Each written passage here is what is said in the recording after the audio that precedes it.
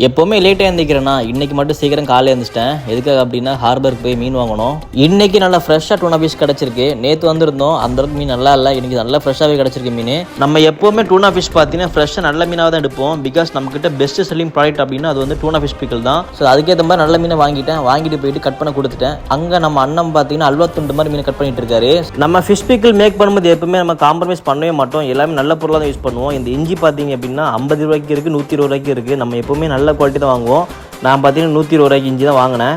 நம்ம fish பிக்கலோட taste சும்மா அல்டிமேட்டாக இருக்கும், டிஃப்ரெண்ட்டாக இருக்கும். பிகாஸ் நம்ம வந்து டிஃப்ரெண்ட் ஸ்டைலில் பண்ணுவோம்.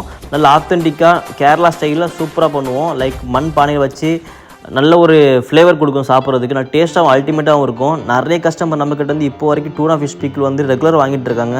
ரிப்பீட்டிங் ஆர்டர் நிறைய வந்துக்கிட்டே இருக்குது. அந்தளவுக்கு டிமாண்ட் இது.